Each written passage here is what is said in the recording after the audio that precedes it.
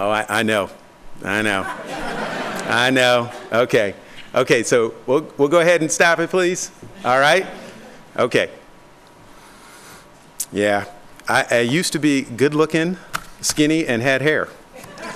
Okay? All right, here we go.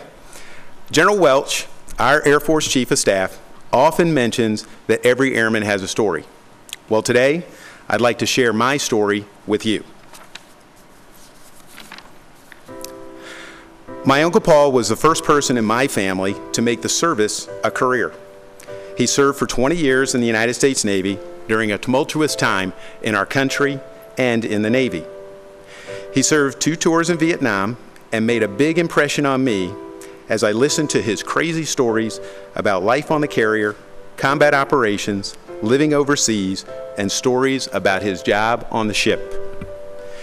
He also seemed to have everything he and his family needed and most of what they wanted.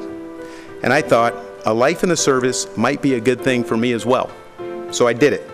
I signed up to serve in the United States Air Force. As a qualified Air Force recruit, 4 things allowed my life to take a trajectory different from that of many people in my neighborhood and even my family. I graduated from high school, I didn't use drugs, I didn't have a criminal record, and I was healthy.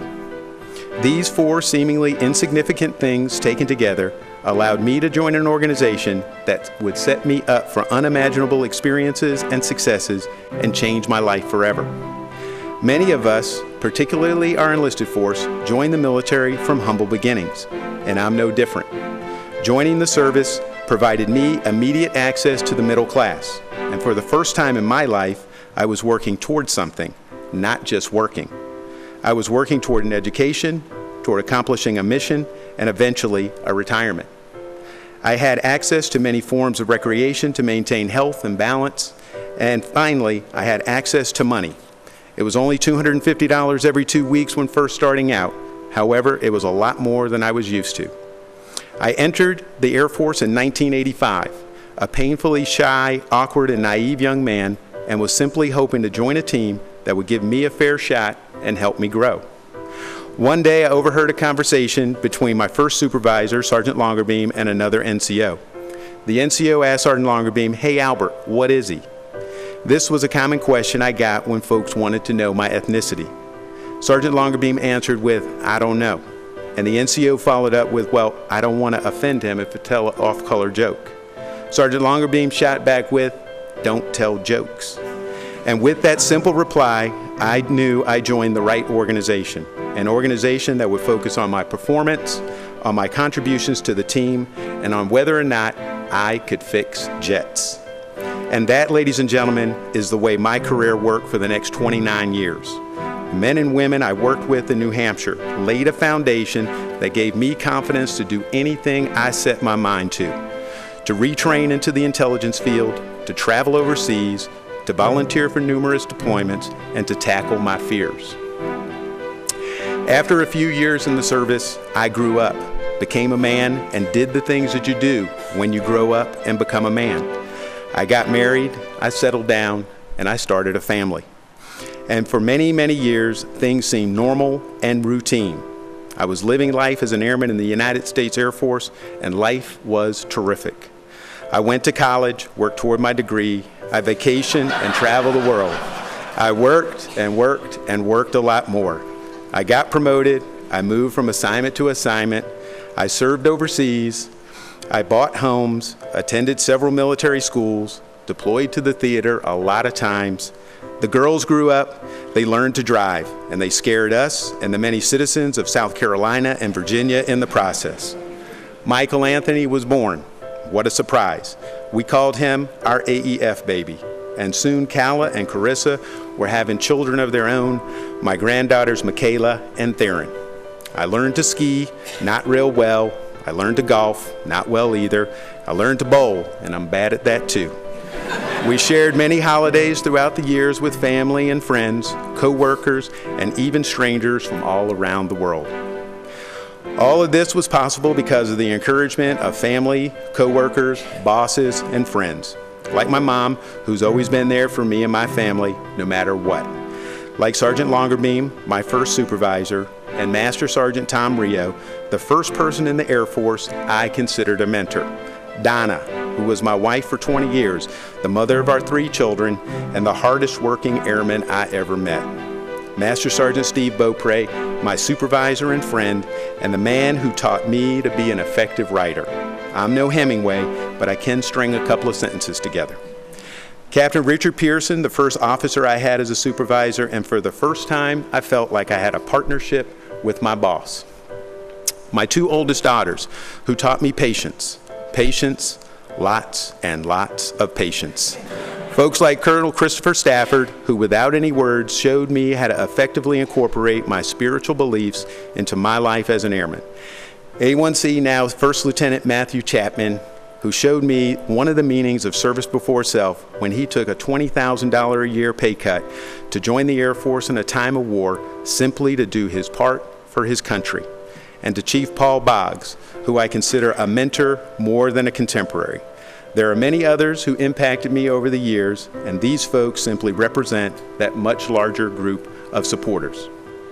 However, after all the good times and while living the dream and serving in the Air Force, hammer blows came to our family in March of 2007. I took Donna to the hospital because she had a headache, and about an hour later, our lives changed forever. We learned the headache was caused by a brain tumor, and the tumor was the result of stage 4 lung cancer that had metastasized to several parts of Donna's body. Over the next 4 years, a new normal set in. Routine things like vacations and travel, recreation and school were replaced by MRIs and CAT scans, gamma knife treatments, and radiation sessions.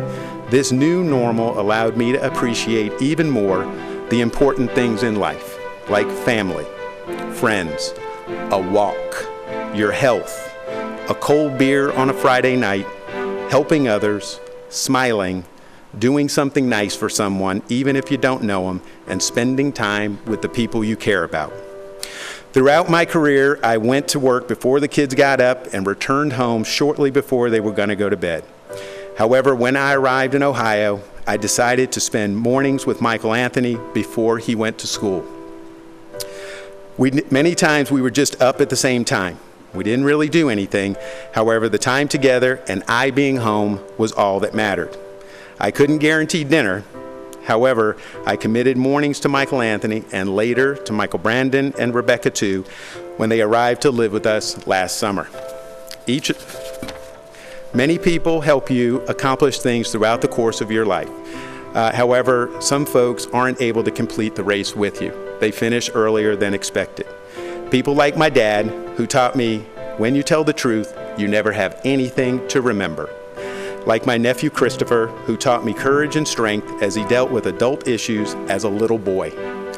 Like Colonel James E. Watson of the Army, who told me to go to work every day or they're going to throw you in jail. Like my Aunt Joanne, who always had lasagna and a place for us to stay anytime we visited New York. And like Donna, who was told by the doctors that her cancer was treatable and incurable, but lived her life as if she heard it was treatable and curable. These special people in my life can't be here today to see this wonderful celebration. However, I know they're looking down on the ceremony just the same and are beaming with pride. Each assignment, each job, each grade, particularly senior chief and my selection to become a command chief, were all pleasant surprises. However, the biggest surprise of all was when Beatrice walked into my life. Our relationship developed unexpectedly and without planning. Beatrice came into my life shortly after Donna passed away and helped Michael Anthony and I get through a particularly tough time in our lives. She did it with kindness and compassion, with love and tenderness, and for that I am eternally grateful. Our relationship blossomed from an acquaintance to a friendship to a love and finally a marriage. I am so happy to be with you, Beatrice. Te quiero, mi amor. And I'm happy that we get to share our lives together with our children and family. It is wonderful. Finishing my career at NASIC is a gift. This is a special place, one that does amazing things every day to strengthen and protect our great nation. I wish more knew of our airmen and our missions and our culture the way I've gotten to know them in our short time together. I'm proud to have been your command chief over the last couple of years. You are warm, you are kind, and yes, you are even a little quirky. And you certainly are reflective of the personality of this region, the Great Miami Valley region, and have gone out of your way to make me and my family feel welcome and part of this community that we commonly refer to as the NASIC family. Our family thanks your family. Finally, I'd like to close with a quote from Secretary Colin Powell regarding his service in the United States Army. He said, "When I joined the Army for the first time in my life, I found something that I enjoyed doing and that I was good at." And although there's a lot of daylight between me and Colin Powell, I feel the same way about my career. For the first time in my life, when I joined the United States Air Force, I found something that I enjoyed doing, and some people said I was pretty good at it. All right.